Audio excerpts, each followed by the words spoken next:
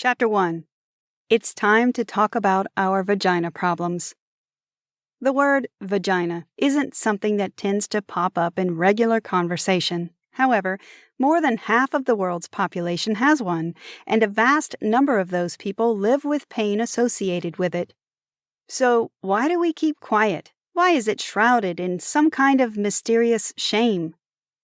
Lara Parker has had what she calls vagina problems since the day she began her period at the age of 14. From that moment, she has struggled with persistent pain, worse during the time of her period. For many of those years, she was forced to keep quiet about it, simply because she didn't know that it wasn't normal. She assumed that all girls felt this way. It was only when she started passing out from the pain that she realized something wasn't right. Around 176 million women across the world struggle with endometriosis, and there are countless more who haven't received a diagnosis. On top of that, 1 in 10 people is expected to have some kind of vaginal pain at some stage in their lives, perhaps painful sex, painful periods, persistent pain, or even painful orgasms. That's a lot of people, yet we still keep quiet. Many women remain quiet about painful periods and vaginal issues, perhaps from shame, embarrassment, or assuming nothing will be done. The first time Parker attempted to have sex, the pain was excruciating, but again, she thought it was normal. Girls always talk about their first time being painful, so she thought nothing of it. After a few times, Lara decided to speak to her doctor. She didn't get any help, and instead she was shamed for being sexually active. It took her 7 years to finally receive a diagnosis that made some sense of the pain she was going through. The bottom line is that endometriosis is a poorly diagnosed condition, but it's not a rare condition. Women are in pain, and they have to go through endless doctor's visits to receive any help. When that help eventually comes, it's often substandard. The time to start talking openly and honestly about vagina problems is long past due. Lara Parker. Chapter 2. The Reality of Living with Painful Sex. Parker was diagnosed with vulvodynia and vaginismus in 2013, finally receiving an explanation as to why sex was so excruciatingly painful for her to bear. It came to the point where she avoided sex altogether, not only penetrative sex, but simply being touched. Prior to this point, Parker had finally received an endometriosis diagnosis after laparoscopic surgery.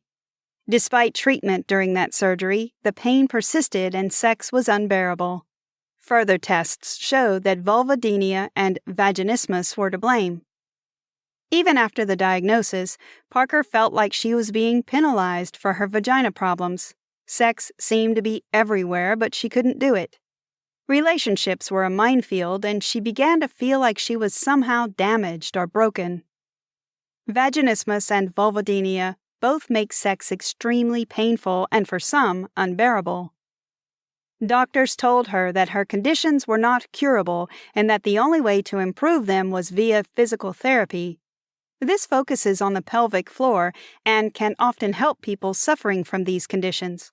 Despite that, the pain rarely goes away completely.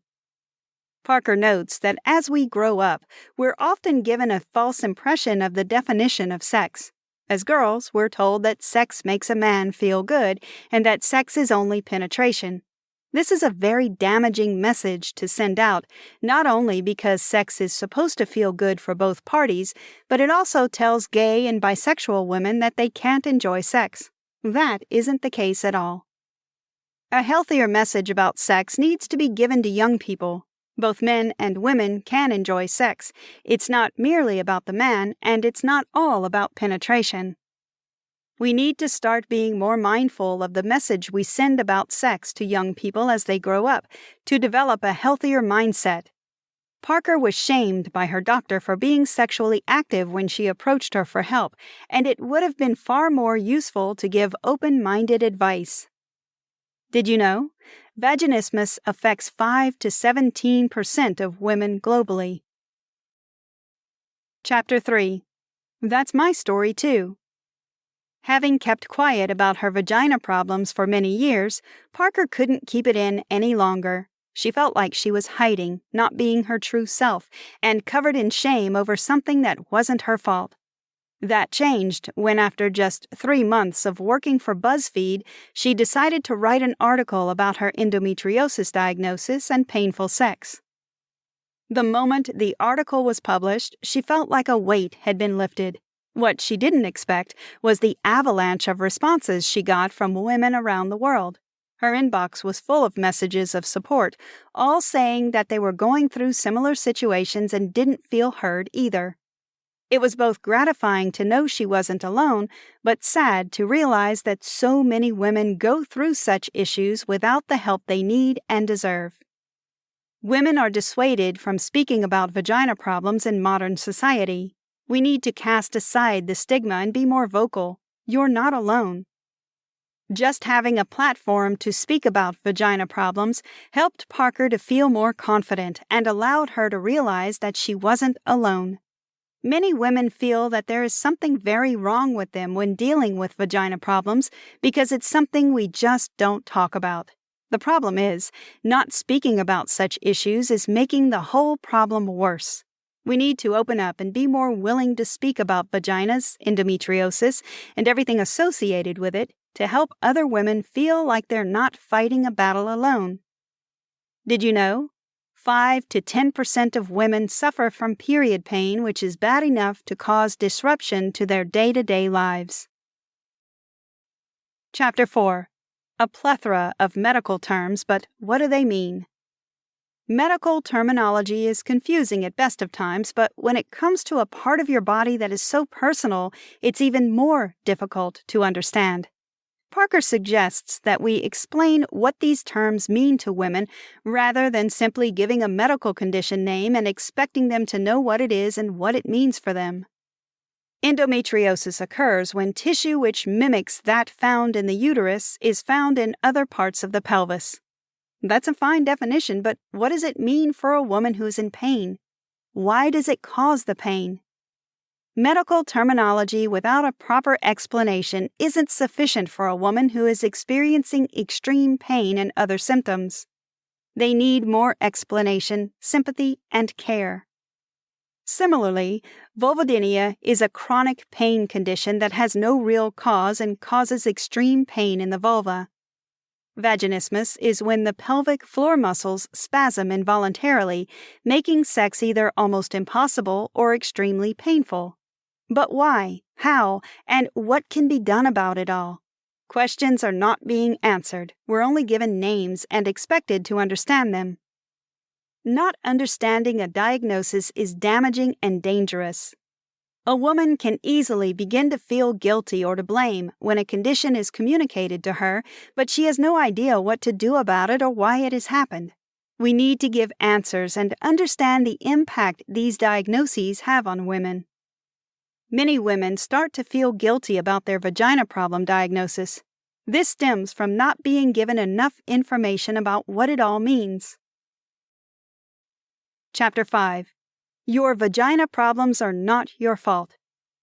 The fact that problems with the vagina aren't exactly rare causes the whole situation to be shrouded in misunderstanding.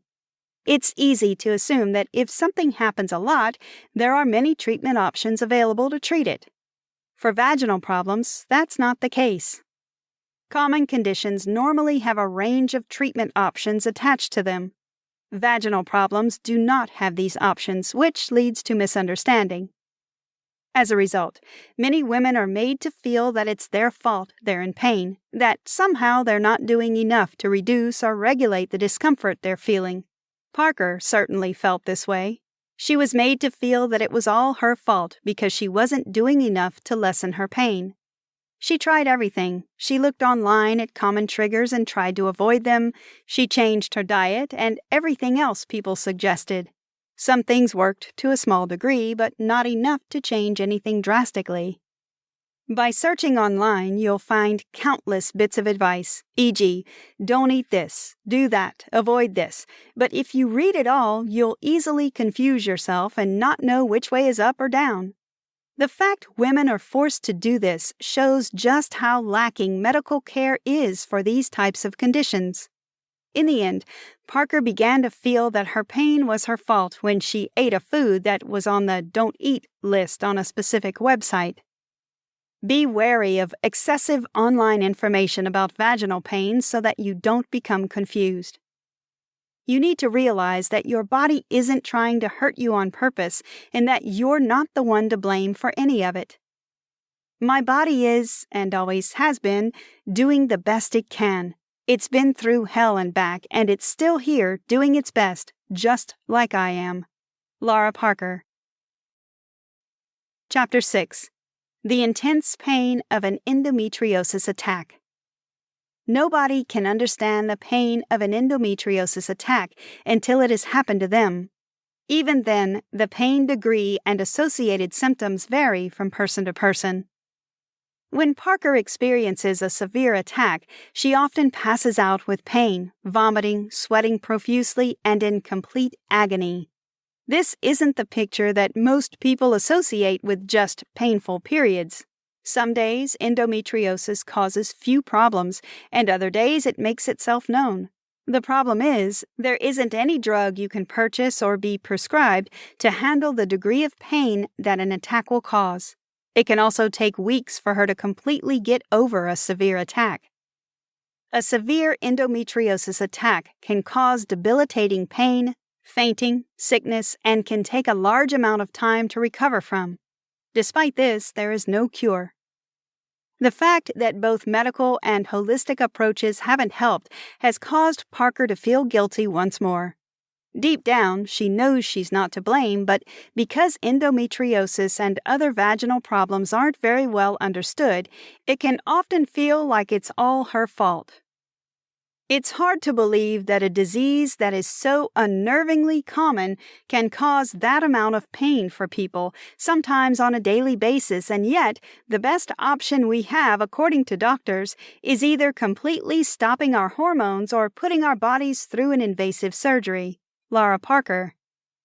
Surgical options for endometriosis are often completely covered by insurance in the USA and aren't guaranteed to work. That means a woman could go through an invasive surgery, have weeks of recovery, and still find herself in pain at the end of it. Did you know? Endometriosis surgery carries a large recurrence risk, 21% after 2 years and up to 50% after 5 years. Chapter 7. Why don't they believe us? For a woman to receive a diagnosis of endometriosis, it often takes up to 7 years on average. That's quite surprising when you understand just how common the condition is. So, why is it so hard for a woman to get the diagnosis she needs? It often takes an average of 7 years for a woman to finally receive an endometriosis diagnosis. Because doctors often don't believe women and usually pass endometriosis symptoms off as painful periods. Parker believes that if you sampled a group of women and asked if they'd ever been dismissed by their doctor when they reported pain, most would say they had. In addition, there is a distinct lack of funding for research into women-specific conditions in the U.S. To further highlight this, the first time Lara passed out from endometriosis pain, aged just 15, the doctor told her mother that she was just acting out and that she should perhaps go to therapy. She went to see gynecologists, genitourinary doctors, and everything in between, but nobody could give her a diagnosis. She started to believe that perhaps it was in her head. This isn't a rare case. This is a common occurrence for many women. Put simply, doctors need to start believing women and giving them some kind of hope that their situation can be improved. Many women aren't believed when it comes to their vaginal pain. As such, they assume they have to live with it or that they're imagining it. Doctors need to start listening to women and offering more help. Chapter 8. Dating and work with endometriosis. 2 areas of life that are often affected by endometriosis and other vaginal problems are dating and work. Parker always found dating extremely hard and often avoided it altogether. She was often quite upfront and open about her vaginal problems very early on, assuming that if she managed to push the guy away, she wouldn't have to deal with having sex. Over time, she has realized that sex isn't off the menu, it's simply penetrative sex that is the issue. By reframing what sex means to her, she has been able to feel more positive about relationships and explore other means of sex. Sex isn't just penetration. By reframing what sex means to you, you can explore other avenues with your partner. In terms of work, the Oxford University Press Human Reproduction Update showed that endometriosis is responsible for a huge burden on the economy. American workers lose 10 hours per week on average due to endometriosis-associated issues. That equates to $119 billion per year nationally. From a personal point of view, women often feel guilty about not being able to go into work or having to leave work early because of pain. This adds to the feelings of guilt and can cause them to force themselves to go to work even if they're struggling. Many women feel guilty about the hours they lose at work due to endometriosis. This causes feelings of guilt and can cause them to push themselves physically when they're feeling far from well. Chapter 9. The Spoon Theory to Explain Chronic Pain. Living with chronic pain affects every aspect of life. This is something that people who don't have chronic pain often don't understand. Christine Miserandino came up with a theory to explain this, called the Spoon Theory. For a person with chronic pain, small actions have to be planned carefully in order to avoid difficulties. A friend asked what it was like living with chronic pain. She reached for a handful of spoons and gave them to her friend, saying, "Now you have a chronic pain condition." To explain further, she asked her friend to talk about a regular day. With every action that she described that day, Miserandino took a spoon away to represent the fact that small actions aren't as simple for a person with chronic pain. Getting dressed isn't solely putting clothes on, it's thinking about what isn't going to cause you to feel more discomfort.